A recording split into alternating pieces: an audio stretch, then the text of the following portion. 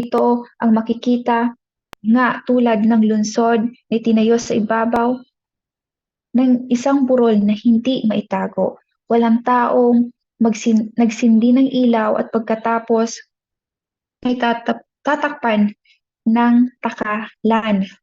Sa halip, inilagay ang ilaw sa patungan upang mabigay liwanag sa lahat ng nasa bahay. 16. Ganoon din ang dapat ninyong gawin. Pagliliwanagin ninyo ang inyong ilaw sa mga tao upang makita nila ang mabubuting gawa ninyo at pupurihin nila ang inyong amang nasa langit. Purihin ang pagkabasa ng salita ng Panginoon. So, dito po muli ay nagpapatuloy po tayo kung saan, di ba, from start po sa Matthew chapter 5, verse 1 until now po, yung Sermon of the Mount, na kung saan yung mga naunang naging topic natin, di ba, yung mga blessed, yung yung Beatitudes, kung tawagin, the Beatitudes, yung mga mapalad po, na kung saan po, at sabi nga dito sa verse 12, di ba, na kung saan sinasabi sa English, rejoice and be exceedingly glad, for great is your reward in heaven. For so they persecuted the prophets who were before you. Tunay nga, o di ba, talagang sa sermon na ito ng ating Panginoon, na kung saan yung mga nabanggit po na mapalad, na sabi dito na dumarating ang pag-uusig sa pagsunod nila sa kalooban ng Diyos dahil makasama sila sa kaharian ng Diyos. Mapalad kayong kung dahil sa pagsunod ninyo sa akin, iniinsulto kayo, inuusig at pinaparatangan ng masama. Dahil yun nga po, katulad po na nangyari sa ating Panginoong Hesus, diba? Ganun din po yung nangyari sa Kanya. Kaya nga, sabi nga lagi napapakinggan natin, maging Christ-like, diba? Lakaran natin, diba? Yun yung lakaran ng ating Panginoon. And we're so blessed. Bakit? Hindi lang po tayo mag-isa. Diba? Kasama natin ang banal na Espiritu. At nandun din po ang siyang patuloy, diba? Nasa langit na po ang ating Panginoon, Diyos Ama at Diyos Anak. Sabi nga sa John chapter 14. At dito makikita rin natin na talagang sabi dito ay rejoice and be exceedingly glad. Talaga pong magalak tayo, di ba? Dahil sa mga ganitong pangyayari na talagang inuusig man tayo, di ba? Kung ano man yung naranasan that time with Jesus. Higit pa nga yung naranasan ng Panginoon tayo, yung kaya lang natin kasi alam ng Panginoon yung ability natin, di ba, yung kakayahan natin. And glory to God. Dahil patuloy tayong tinuturuan na magalak tayo, di ba, sa pagsunod natin sa ating Panginoon, sa lakad natin, di ba, na kung saan yung mga natapik nga po natin. And then, dito naman po, hallelujah, na sinasabi din sa verse 12 na ganun din ang ginawa nila sa mga propeta noong una. Dahil di ba yung mga prophet noon, like kay Jeremiah, di ba hinulog din po siya sa well na may putik, may mud. So, even di ba that time sila Daniel, ano din yung makikita natin kung paano din sila pinahirapan ng mga Israelita, ng mga tao that time, 'di ba? Even noon si Elisha, 'di ba? Kung makikita na natin, lahat po mababasa natin sa Old Testament. Even nga si Moises nung una pa lang, 'di ba? Lagi sila nagko-complain kay Moises na bakit mo pa kami dinala sa desierto, na mas nais pa nga nila doon sa Egypt. Pero talagang nandoon hanggang sa atin, 'di ba, sa panahon natin, merong lalaki nagjo-join. 'Di ba? Kahit sa panahon po natin ngayon, nandun nakakaranas tayo. Minsan nga talaga nakakalungkot isipin nun. Minsan yung family pa, yung mga close natin na mga tao, yun pa yung ginagamit ng kaaway. Pero patuloy tayong magpasalamat, 'di ba? Dahil po talagang ang ating Panginoon, nandun yung pangako niya. Sabi niya nga dun sa Great Commission, kung matatapos natin tong Matthew chapter 28, sorry, mag-advance lang ako. Dahil yung pangako ng Panginoon sa atin, 'di ba? Sabi niya dito, at tandaan ninyo, lagi ninyo akong kasama hanggang sa katapusan ng mundo. Amen. Lagi po natin kasama ang ating Panginoon. Kaya patuloy tayo dahil sa ating pagsunod, sabi pa nga dito, yung gantimpala, ano? Sabi, sa langit. Ito po yun. Yung, for great is your reward in heaven. Amen. Hindi po dito sa mundo yung reward na makakanta natin. Pagkas po, sa kalangitan. Lalo na kapag tayo nandun sa table, di ba? dun sa kasalan, nandun po tayo. At sabi ko nga, na-imagine ko, minsan yung imagination ko, ang sarap siguro na kasama natin doon sa hapag na yun. Ah, i- Di ba ang ating Panginoon, tapos yung mga dakilang halimbawa, si King David, si Moises, yung lahat na nakatala dun sa mga dakilang halimbawa at sa lahat ng nagtagumpay sa pagsunod, sina Pablo, sila John the Beloved, John the Baptist, talagang na-excite pa ba kayo? Pag ganun ba kayo sa akin na kapag nagbubulay-bulay, biglang nag-aano yung imagination. Ang sarap siguro, no, na yes, unang-una talagang makikita natin ang ating Panginoon, di ba?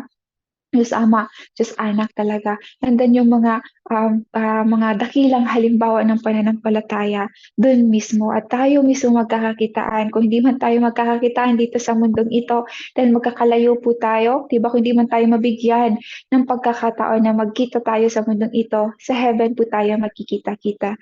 Amen. Glory to God.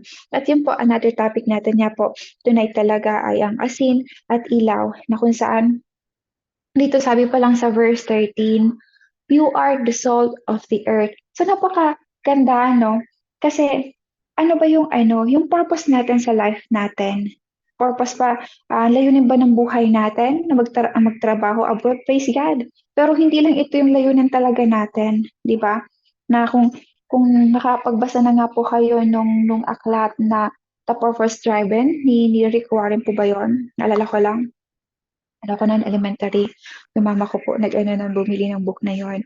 Sabi nga 'di ba do'n, the greatest tragedy kung di ako nagkakamali, sa buhay yung walang purpose, 'di ba?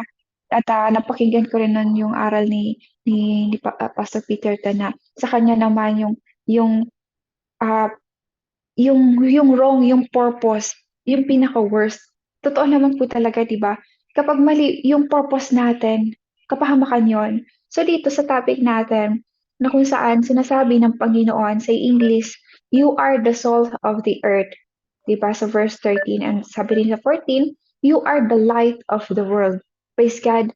Tayo po pala na tunay na nananampalataya sa ating Panginoon, tayo po ay salt of the earth at saka light of the world.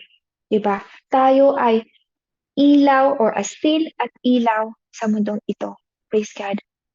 Di lang pala tayo pero di po kasi, di ba, sunod-sunod po yon yung Sermon of the Mount, na kung saan, nabanggit yon blessed are the peacemaker, di ba? That for they shall be called son of God. Blessed are those who are persecuted for righteousness' sake. For theirs is the kingdom of heaven. So kung yun po nabanggit yung ilan ba to? 10. Hindi ako nagkakamali. Yes, until 11. Amen. Ito po mga nabanggit na ito, na kung saan, di ba, ito po yung ginawa ng ating Panginoon, nangyari yun sa Kanya. And then, nangyayari din po sa atin. Pero, yun nga, doon sa 15, magsaya tayo, magalak tayo, kasi yung great reward in heaven po, na kung saan katulad din nga po sa mga na nangyari sa mga prophets that time, ng mga una, di ba? Even sa mga disciple, kasi sa panahon natin ngayon, di ba? Tapos na itong binabasa po natin, except sa Revelation. At patuloy na nangyayari. Patuloy, sabi nga sa mga ngaral, paulit-ulit lang yung nangyayari sa mundong ito. Pero blessed na blessed po tayo dahil tayo din po ay salt and light na kung saan, hallelujah, glory to God dahil sa pagbabasa at patuloy na pagbibigay sa atin ng karunungan nagmumula sa ating Panginoon, ino-open niya tayo na hindi lang pala tayo mananampalataya, di ba?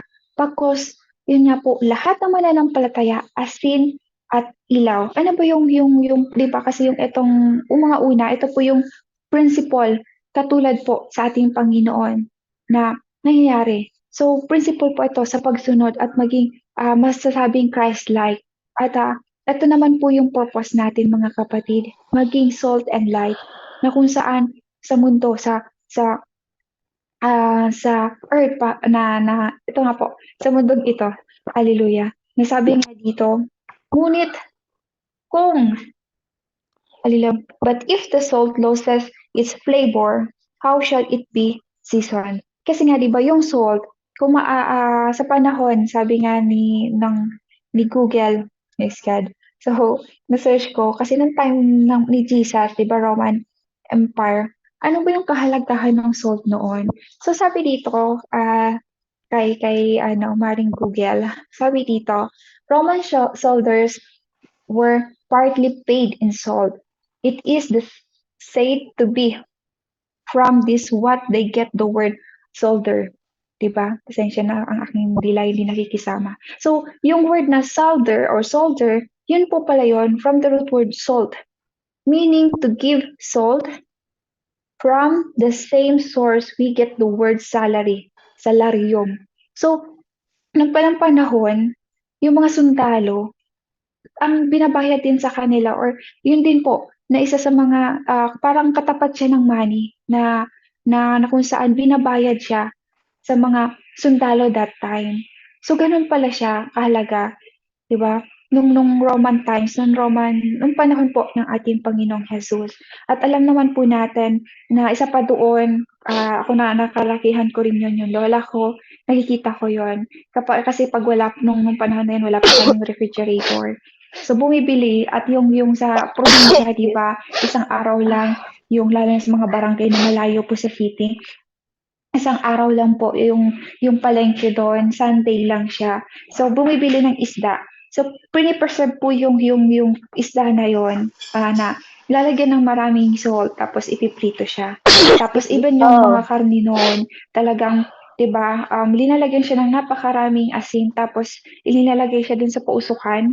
Ewan ko kung anong tawag doon. Even po 'di ba sa food talaga, kapag magpa-preserve tayo, laging linalagyan po ng maraming asin. At isa pa nakikita ko nung nag-HRM ako, yun po talaga yung degree ko, glory to God. Um, may nagtanong na isa kong classmate kung paano nalilinis. Kasi di ba, I think fit ata kung pangalan ng product na yon na linalagay sa water para malinis yung mga gulay. Pero di ba chemical din yon tapos may mga ni-spray din na chemical so hindi siya healthy. So nakikita ko hanggang dito sa kanila yung asin, binababad po nila sa tubig na maraming asin yung mga gulay, tas after po ng ilang minuto nag-aangatan yung mga dumi. Minsan pa yun may mga uod po. So namamatay po. So talagang nandoon po, na ginagamit siya sa pag-preserve ng mga pagkain that time. At ayun nga, yung isa salary.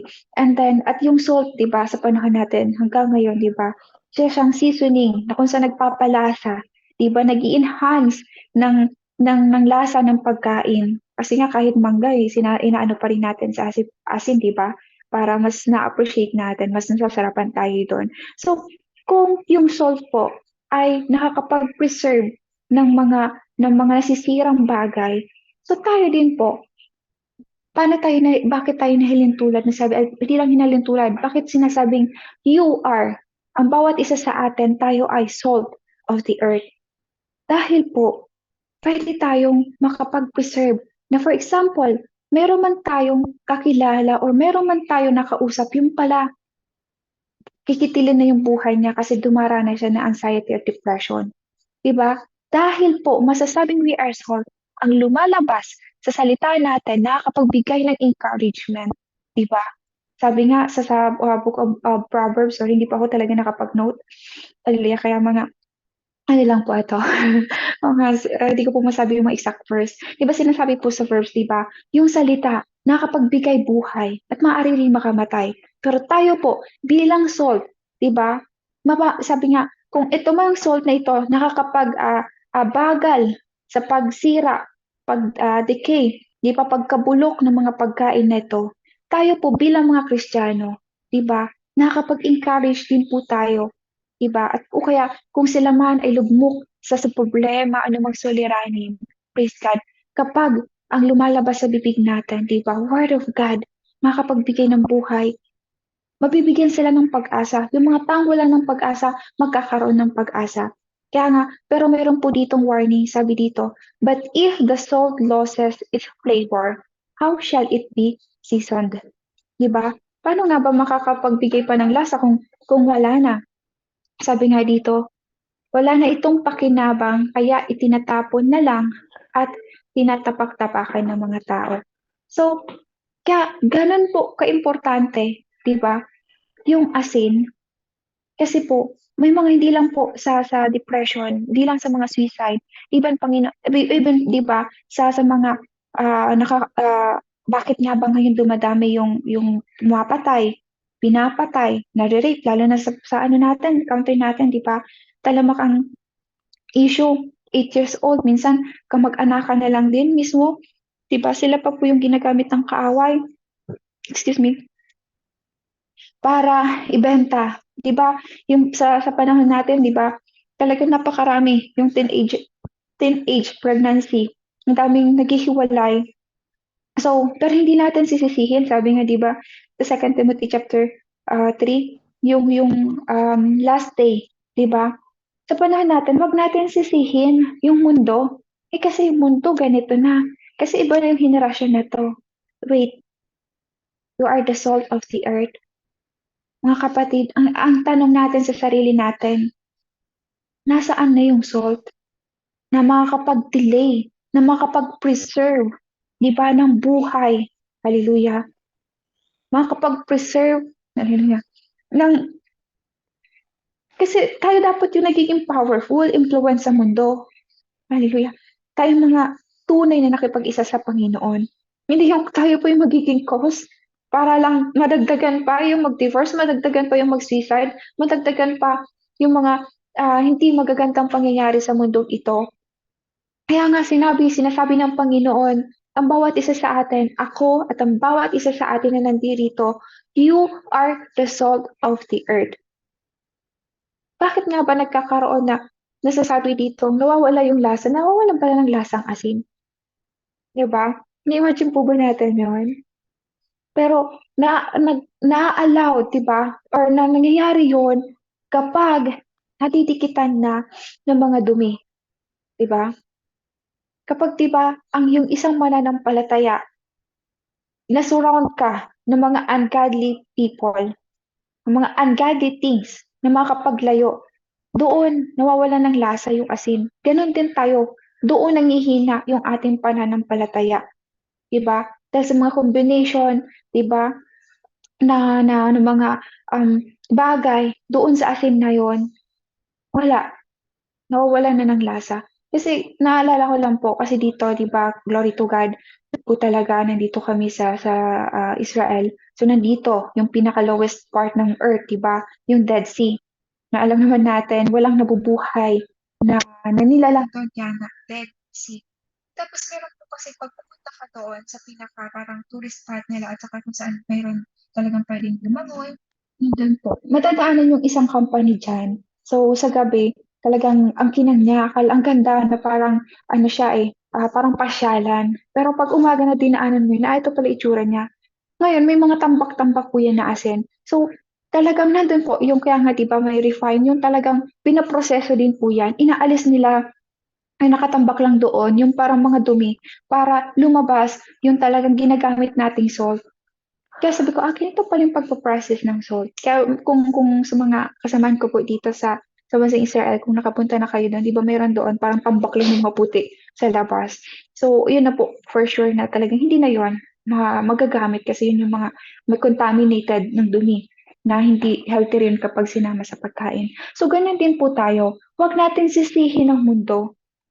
Huwag natin sisihin yung mga anak natin kasi ganito ganyan hindi nakikinig. No. Tanungin natin bilang ako rin nanay po ako. Ako ba bilang nanay, ako ba ay salt sa anak ko? Diba? Ako ba ay salt sa mga kaibigan ko? Ako ba ay salt sa family ko? Hallelujah. Na kung saan makapag-preserve ng buhay, diba? Na gamitin sa Panginoon, hindi sa mundong ito. Hallelujah. Kaya talaga, dapat alam po natin yung purpose natin. Tayo ay mga asin at tayo po ay mga ilaw. Hallelujah. At hindi aksidente kung bakit tayo dinala. Glory to God sa nagbukas ng gawain nito. Sis Rosemary Isip, sa pangunguna, di ba, Mrs. Beverly at sa bawat isa na nandirito kasi hindi po mabubuhay ito kung wala ang bawat isa. Di ba, sa body of Christ, nandito po tayo, iba't iba yung kaloob natin, but pinag-iisa po tayo sa Spirit at katotohanan. At sabi pa po dito, hallelujah, napakaganda. Ayun nga po, na huwag nating antayin pa, nawawalan tayo ng pakinabang at itapon na lang, tapak-tapakan ng mga tao. Kasi tayo po ay asin, hallelujah. Tayo ay nakakapakinig na ng salita. Tayo ay tumanggap na. Dahil sabi nga dito sa Praise God sa Bible reading namin. Sabi po dito sa John chapter 8 verse 31, sinabi ni Jesus sa mga Hudyong sumasampalataya sa Kanya. So even po sa bawat isa na sumasampalataya sa ating Panginoon, sinasabi ito ng ating Panginoon, kung patuloy kayong susunod sa aral ko, totoo ngang mga tagasunod ko kayo. So, katulad po dito, kung ayaw po natin na mawalan tayo ng pakinabang at itapon na lang at tapak-tapakan, self-check lagi tayo. Totoo bang sumusunod tayo at sumasampalataya tayo sa ating Panginoong Hesus? Patuloy akong sumusunod sa aral niya at talagang totoo akong tagasunod sa ating Panginoon. So glory to God, patuloy po tayong pinaalalahanin ng ating Panginoon na tayo ay asin ng mundong ito. Diba? Hindi tayo apak-apakan pagkus tayo pa po ang dapat, diba, na mag-empower sa mga tao sa paligid natin dahil we are salt. Tayo po yung mag-i-influence sa family natin sa mundong ito. Hindi tayo yung aapak-apakan lang. Glory to God. Hallelujah. Kaya seryosuhin natin yung salita, diba, ng ating Panginoon. Lalong-lalo na ito, ang mga sermon, ito yung kabilang po sa Sermon of the Mount. Hallelujah. And then, next pong verse, kasi yung iba doon, oras na ba sa Pinas? Hallelujah. Sabi dito sa 14, na naman po, you are the light of the world. A city that is set on the hill cannot be hidden. Amen. Tunay nga naman, no? Kasi nung panahon, ako aminado, lumaki po ako sa probinsya at bundok po sa lugar namin. So isang oras kalayo ang bahay namin sa city. So talagang kapag may bagyo nga, minsan inabot kami ng 3 months walang kuryente. Anong panahon ka, nung high school. Tapos kapag may makita kang ilaw, talagang agaw attention yun eh, kasi madilim yung bundok, di ba, mga burol-burol. Talagang hindi kasi panahon ngayon, di ba, ang dami ng straight light. So, alam natin na yun, daanan yun kasi ganun yung itsura niya. So, ganun din dito kapag nakikita namin yung mga daanan, tapos ang dami mga sasakyan. Pero, nung panahon kasi ng ating Panginoon, di ba, at kapag napunta tayo sa probinsya, kung mahilig tayo mag-hiking, di ba, kapag may makita kang ilaw, talaga umaagaw ng attention yon sa'yo, di ba? Nagliliwanag sa gitna ng kadiliman. At alam naman natin, na ang mundong ito, sinasabi din po sa salita ng ating Panginoon, di ba? Kadiliman na itong mundong ito. Kaya huwag talaga nating i-blame yung mundo kung bakit ganito nangyayari. At tanungin natin yung sarili natin, asan ako na ilaw ng mundo? Diba? Dalawa po ang purpose natin, salt and light. Na kung saan, sabi nga dito, at ito ay makikita nga tulad ng lungsod na itinayo sa ibabaw ng isang burol na hindi maitago. Dahil nga po hindi po maitatago ang liwanag kapag ito, di ba, ay nagliliwanag. Pero sabi nga dito sa 15, walang taong nagsindi ng ilaw at pagkatapos ay tatakpan ng takalan. Sa halip, inilalagay ang ilaw sa patungan upang magbigay liwanag sa lahat ng nasa bahay. So, lalo na sa amin nung high school ako na nagkaroon ng bagyo, ewan ko, nakalimutan ko po yung pangalan, pero inabot ng 3 months yun eh. So, kahit isang ilawan lang siya, kapag linagay sa dun sa gitna ng bahay po namin, talagang mag-iilaw po siya. Kahit malayo-layo na, kapag walang masyadong gamit, nag-iilaw po talaga siya. Pero wala di bang ilawan na talagang itatago sa ilalim o sa anuman tatakpan ng sabi dito sa version ng type takalan, 'di ba? Para hindi magliwanag. Pagkus ang ilaw po talaga, talagang kailangan nagliliwanag 'yon. Hindi tayo katulad ng ilaw sa yung sayawan ba? Naalala ko lang sinama ko ng ate ko nung college ako. Halos ka, 'di ba? Ate ko pa yung sumama. Ngayon, hindi nga ako kasi mahihiluhin ako sa mga ganyan. Hindi talaga ako nagpupunta sa ganyan.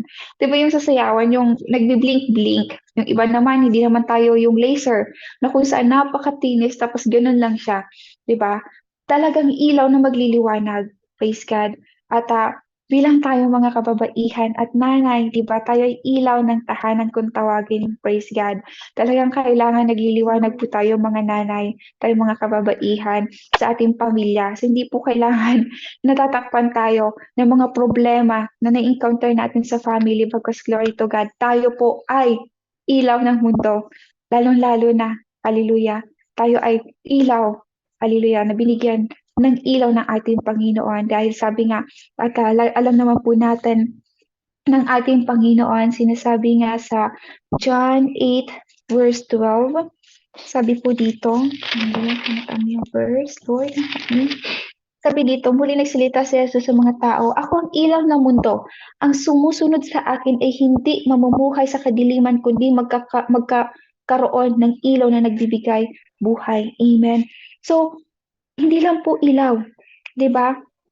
Na nagbibigay liwanag. Pagkasabi pa dito, ang sumusunod sa ating Panginoon ay hindi na mamumuhay sa kadiliman, kundi magkakaroon ng ilaw na nagbibigay buhay. Amen. So kaya nga, di ba, kung maalala po natin itong unang mga topic natin, yung mga mapalad, yes, hallelujah, na kung saan, di ba, ang ating Panginoon, ito po yung lagi natin napabasa to, di ba? I think twice ata sa book Gospel of John, na siya yung ilaw, na kung saan, without Jesus po, hindi po tayo, kung at hindi tayo namumuhay sa ating Panginoon na sasabihin natin maging Christ-like, di ba? Wala po, hindi po tayo magliliwanag dahil alam po natin, dahil nasa sa atin at sumasa atin ang ating Panginoong Jesus, tayo din po ay liwanag at mas sinasabi nga po sa topic natin tonight, I am the light, you are the light of the world. Ang bawat isa sa atin ay light of the world. Dahil nasa sa atin ang ating Panginoon na nagbigay sa atin ng liwanag, ng buhay, na hindi na po tayo nananatili, yes, nandito tayo sa mundo ng kadiliman, madilim, di ba? But tayo po ay hindi na nasa kadiliman, pagkus po tayo ay nagliliwanag, magliliwanag, mag-i-influence po tayo. Yung ilaw natin na kailangan nag-i-influence, hindi po kailangan tinatakpan. Ay, Kristiyano lang ako every Sunday, every divine services. Kung katulad po sa amin, kasi may tatlo kami service, Friday, Saturday, Sunday, praise God. Hindi lang po every services, hindi lang every Bible study. Pagkus bawat wala man nakakakita, di ba? Patuloy, ano man po yung ginagawa natin, nagliliwanag dahil ang Panginoon ay sumasa atin po. Hindi po kailangan takpan tayo. Magliliwanag lang kapag kasama yung lahat, di ba? Lahat ng believer, kapag mag-isa ka na lang at kasama mo yung mga unbeliever, wala na. Natakpan ka na. Di na makapag-stand sa Panginoon.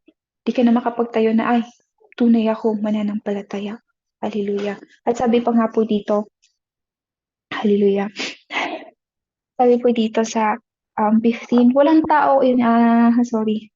Yun nga, walang taong nagsindi ng ilaw pagkatapos sa takpan ng takalan, sa halip inilagay ang ilaw sa patungan upang magbigay liwanag sa lahat ng nasa bahay. Amen. So magliliwanag po sa bawat isa, sino man yung mga kasama natin, di ba? Unbeliever man ito, patuloy dapat nagliliwanag tayo, patuloy ang makita po sa atin, di ba?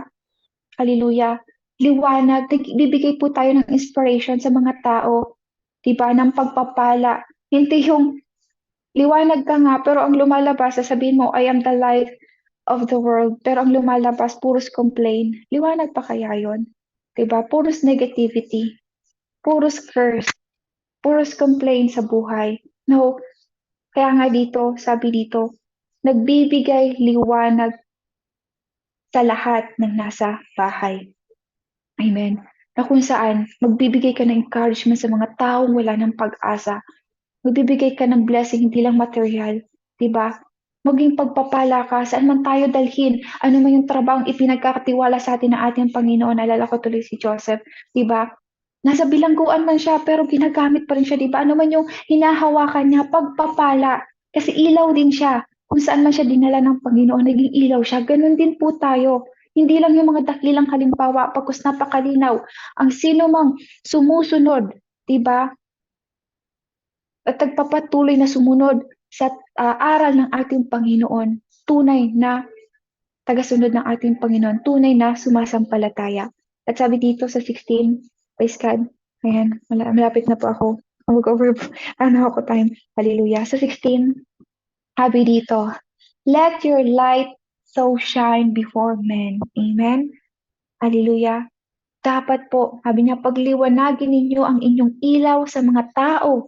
Amen. patuloy po natin pag-ilawin, patuloy na mag-empower po yung mga yung buhay natin sa kapwa natin na tayo po yung mag-i-influence, hindi yung magko-complain na ganito na ang nangyayari sa mundo. Bakit? Kasi nga, yung mga tunay na nakipag-isa, wala, natatakpan, natatalo ng takot. But glory to God, pinapaalalahanan po ang bawat isa sa atin na patuloy po tayo pag-ilawin natin. Hallelujah. Let your light shine before men. Hallelujah. Upang, sabi dito, makita nila ang mabubuting gawa ninyo at pupurihin nila ang inyong amang nasa langit. Amen. That they may see your good works and glorify your Father in heaven. Kaya po, glory to God. Hallelujah. Patuloy tayo makitaan ng ilaw, ng mabubuting gawa, ng pagsunod, yung tunay na nakipag-isa sa ating Panginoon, tunay na mananampalataya ng ating Panginoon to glorify Him alone. Diba? Ang mapapurihan po ang ating Panginoon, hindi ang ating mga sarili. Dahil tunay nga, apart from Him, we are nothing. Wala tayong magagawa. Hindi po niyo ako mapapakinggan kung walang Panginoon sa buhay ko. Kasi mas gugustuhin ko pa siguro, I think, mag-scroll. O di ba makinood, katabi yung alaga ko, manood kami ng mga balita or naman. And glory to God. Dahil binibigyan niya ako ng lakas ng loob kahit mahihayin po ako. Para mag-share ng salita dahil it's a good privilege. Ang makita nyo sa pananalita kong ito, sa buhay kong ito, ang kaluwalhatian, ang kadakilaan ng Panginoon. Dahil tunay, I am nothing without Him. Wala po akong may babahagi, wala po akong share wala po kayo mapapakinggan sa akin kung wala ang ating Panginoon. So, yun po, wag po nating hayaan na mawala yung alat, 'di ba? Na mawala, 'di ba? Yung liwanag na wag nating gayahin, wag tayo makiayon, wag nating kopyahin ang kadiliman.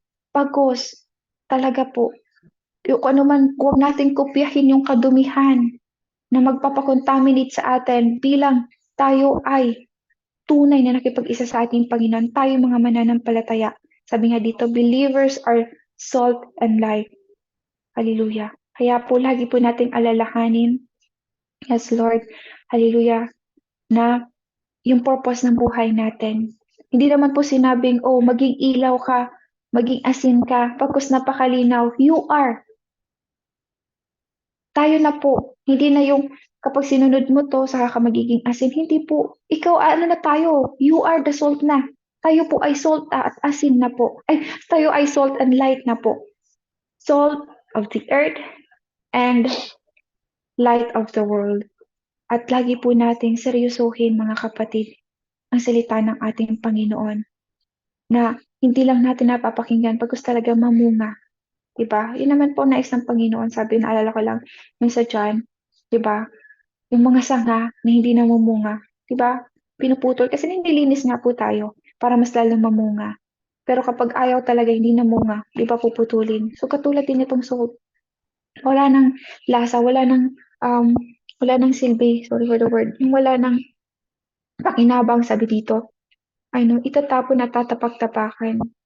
So, kaya naman, huwag po natin sisihin ang mundo. Huwag natin sisihin kung ano pa man. Pagkos, lagi natin isipin at yan po pinapaalala, nire-remind tayo. Sabihin natin sa sarili natin, I am the salt of the earth.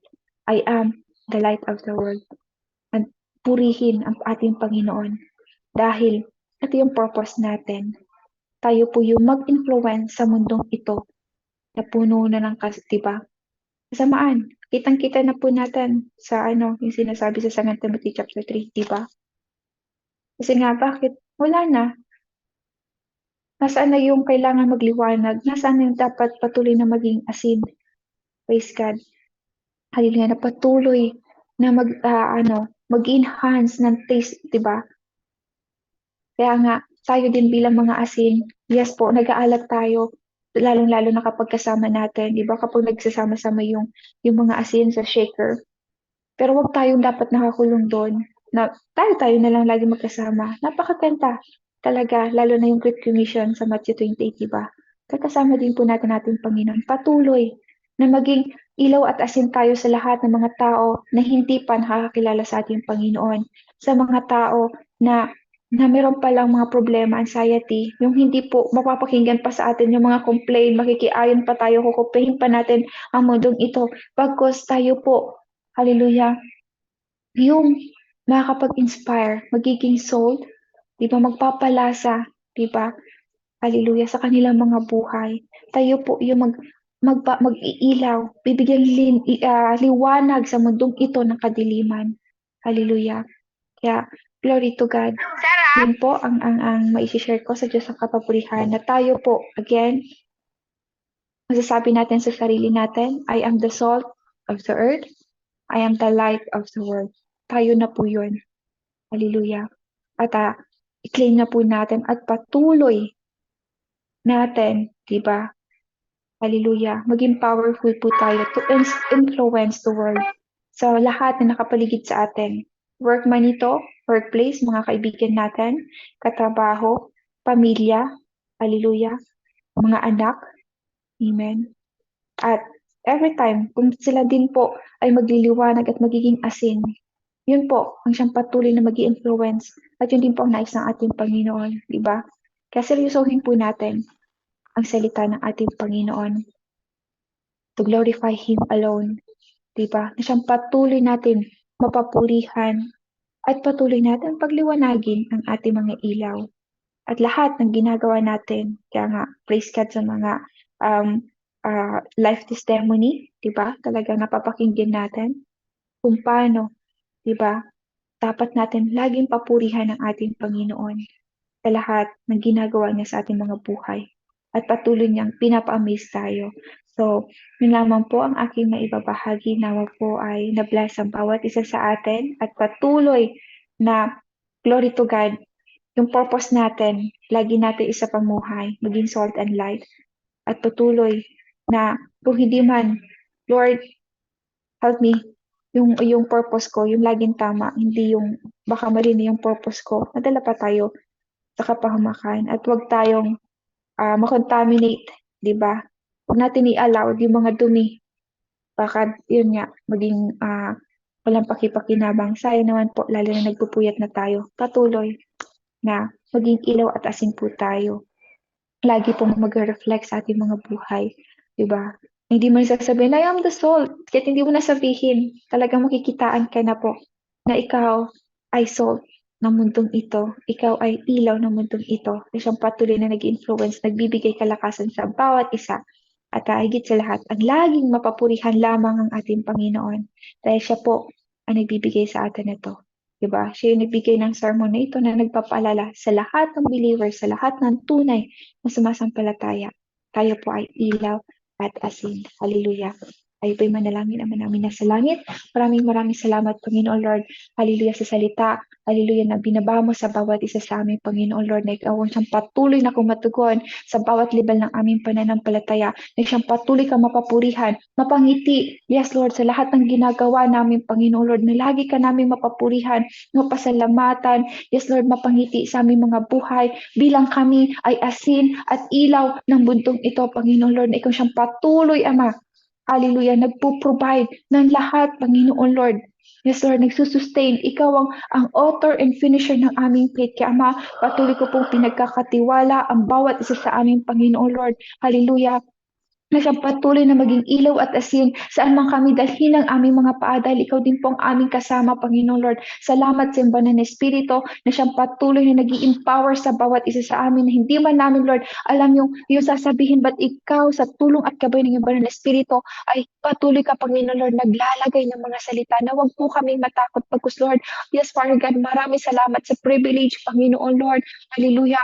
Na kung saan, Lord, ini-empower mo kami, Panginoon Lord, para kami yung maging i-influence ng mundo, hindi yung kami yung ma-influensyahan, Panginoon Lord. Thank you, Father God, sa katotohanan na nagpapalaya sa amin dahil ikaw ang katotohanan ng iyong salita at ang salita ay ikaw, Panginoon Lord.